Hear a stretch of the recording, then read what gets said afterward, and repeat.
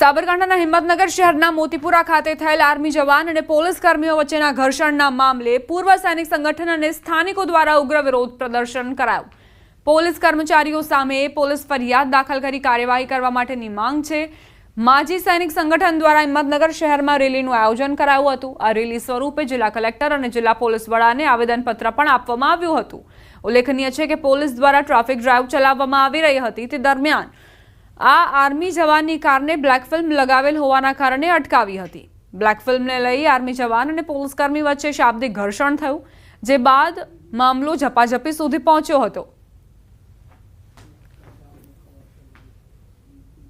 આયોજનના ભાગરૂપે તેઓ દ્વારા જે જીન રોડ છે ત્યાંથી શરૂ કરીને કલેક્ટર ઓફિસ સુધીની એક રેલી કાઢવામાં આવેલી હતી અને તેઓ દ્વારા કલેક્ટર સાહેબને મળીને અને ત્યારબાદ અત્રેની કચેરીએ પોલીસ અધિક્ષક શ્રીને મળીને પોતાની રજૂઆત કરવામાં આવેલી હતી અને તેઓની રજૂઆત શાંતિપૂર્ણ રીતે સાંભળી તેઓની તમામ રજૂઆત જે છે એ અન્વયે ન્યાયપૂર્ણ કાર્યવાહી કરવામાં આવશે।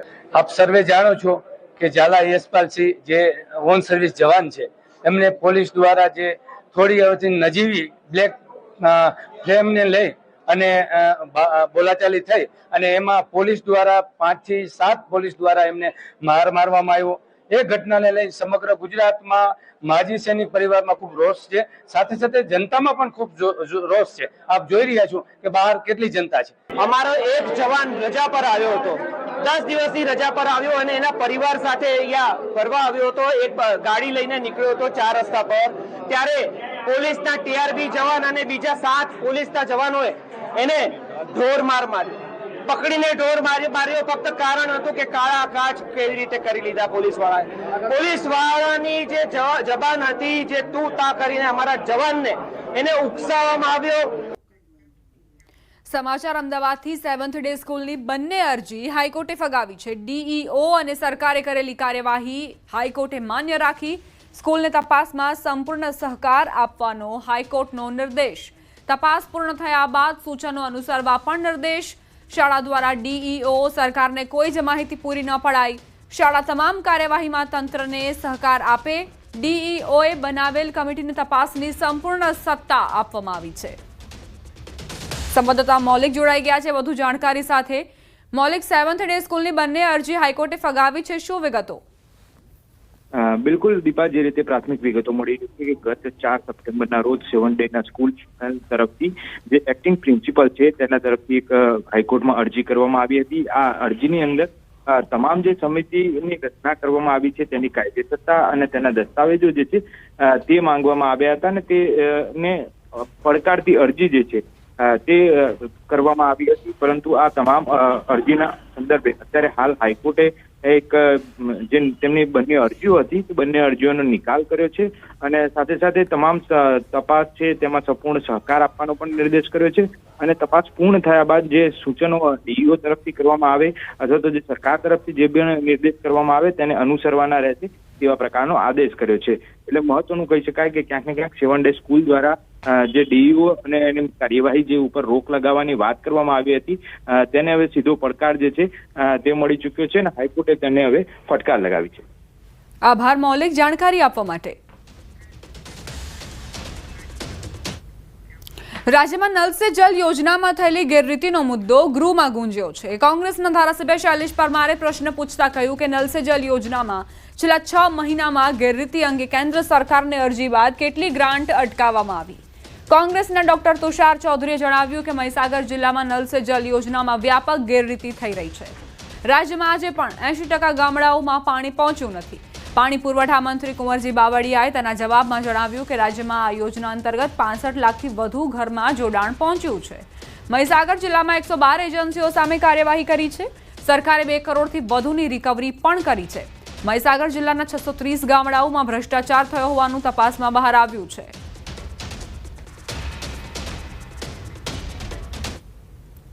રાજકોટમાં ભાજપના જ કોર્પોરેટર અને કાર્યકર્તાઓએ હેલ્મેટના નિયમનો ઉલાળ્યો કરતા નજરે પડ્યા।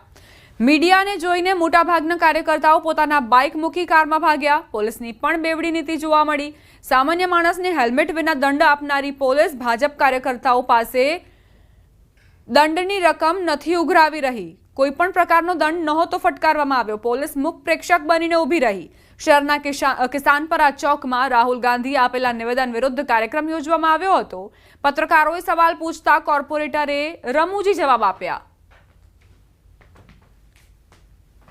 હેલ્મેટ છોકરા મગાવ્યો હે એટલે હમણાં આવે હેલ્મેટ લઈ. તમને ખ્યાલ નથી? ગાડી બીજાની છે. આમ ચા પીવા તમે વિરોધ કરવા આવ્યા નીતિનભાઈ, તમને ખ્યાલ નથી હેલ્મેટ પહેરવો જોઈએ? આજે હું 4 વ્હીલ લઈને આવ્યો. અમારી એમનો બેઠો હોય યાર. હવે ક્યાં એમનો ક્યાં જોવો છે? રાજકોટમાં હેલ્મેટ ડ્રાઈવ મુદ્દે લોકોની ફરિયાદમાં ધારાસભ્યોએ સરકારમાં રજૂઆત કરી. ધારાસભ્ય દર્શિતા શાહે કહ્યું, 2 મહિના સુધી લોકોને આવી રીતે કાર્યવાહી કરી જાગૃત કરવામાં આવશે. 2 મહિના સુધી આ જ રીતે કાર્યવાહી ચાલુ રાખવામાં આવશે કે લોકો વધુને વધુ જાગૃત થાય, વધુને વધુ સુરક્ષિત થાય અને વધુને વધુ અકસ્માતોનું નિવારણ થઈ શકે એ બાબતે લોકોને જાગૃત કરવામાં આવશે. એક તરફ ટ્રાફિક પોલીસ દ્વારા વાહન ચાલકોને સુરક્ષા હેતુસર હેલ્મેટ પહેરવાની અપીલ કરાઈ છે. હેલ્મેટ અંગે વાહન ચાલકોમાં જાગૃતિ આવે તે માટે અવારનવાર ટ્રાફિક પોલીસ દ્વારા અનેક જાગૃતતા કાર્યક્રમનું આયોજન પણ કરાય છે. બીજી તરફ રંગીલા રાજકોટમાં એક સિનિયર સિટીઝન ફરજિયાત હેલ્મેટ પહેરવાના કાયદાનો અનોખી રીતે વિરોધ કરતા નજરે પડ્યા. માથે તપેલી પહેરી તેના પર હેલ્મેટ હટાવો લખી વિરોધ કરતા કાકાનો વિડીયો હાલ સોશિયલ મીડિયા પર ઘણો વાયરલ થઈ રહ્યો છે. હેલ્મેટ મેં બનાવી છે સ્પેશિયલ. નહીં, આપણે સવાલ તો માથું ઢાંકવાનું છે ને. સવાલ માથું ઢાંકવાનું છે. આ માથું ઢાંકી દીધું. હાલો, માથું ઢાંકવાનો સવાલ છે. માથું મેં ઢાંકી દીધું. નહીં, ક્યાંય મને કોઈ રોક્યા નથી. કોઈ જાતનું રોક્યા નથી. અને મેં 10% હેલ્મેટ પહેરતા માણસોને જોયા છે. અત્યારે હું ગરોડિયા કોવા રોડ ઉપર, ધર્મેન્દ્ર કોવા રોડ ઉપર, લાખાજી રાજ રોડ ઉપર કોઈને હેલ્મેટ પહેરીને મેં જોતા નીકળ્યા નથી. આજે બીએસ છે, પોલીસ વાળાઓથી બીએસ છે, એ બીકના લીધે હેલ્મેટ પહેરીને નીકળે છે. શોખથી હેલ્મેટ પહેરીને કોઈ નથી નીકળતું. સુરતના અમરોલી વિસ્તારમાં દારૂબંધીના ધજાગરા ઉડાડતા દારૂડિયાઓ. અમરોલી બીઆરટીએસ રૂટમાં દારૂડિયાઓ બેફામ બન્યા છે. દારૂ પી જોખમી રીતે બીઆરટીએસ રૂટમાં સૂઈ ગયા. અમરોલી વિસ્તારનો વિડીયો વાયરલ થયો. વિડીયો અમરોલી આવાસ બીઆરટીએસ રૂટનો હોવાની પ્રાથમિક જાણકારી છે. અકસ્માત થાય ત્યારે બીઆરટીએસ ચાલકનો વાંક નીકળે છે. આવા તત્વો પર કાર્યવાહી કરે તેવી બીઆરટીએસ ચાલકોની માંગ કરાઈ છે. અમદાવાદના નારોલમાં વીજ કરંટથી દંપતીના મોત મામલે એએમસીના વિપક્ષ નેતા શહેજાદ ખાન પઠાણે અધિકારીઓ પર ગંભીર આરોપ લગાવ્યા. અધિકારીઓની બેદરકારીના કારણે ઘટના બની હોવાનો શહેજાદ પઠાણે આક્ષેપ કર્યો. પોલીસને રજૂઆત કરી જવાબદાર અધિકારીઓ સામે ગુનો નોંધવા માંગ કરી છે.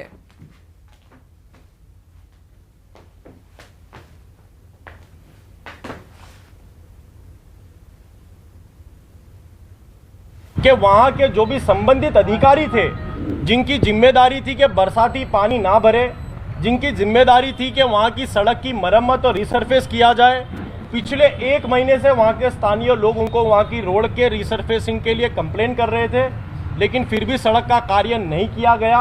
अहमदाबाद म्यूनिसिपल कॉरपोरेशन के वरिष्ठ अधिकारियों को FIR में शामिल किया जाए और कड़क से कड़क कार्रवाई की जाए. તો સમગ્ર ઘટનાને લઈ પોલીસે FSLની પણ મદદ લીધી. પ્રાથમિક તબક્કે વીજ કરંટથી મોત થયું હોવાનું અનુમાન છે. વીજપોલમાં ભૂલ હશે તો પણ તેના પુરાવા એકત્ર કરી કાર્યવાહી કરાશે.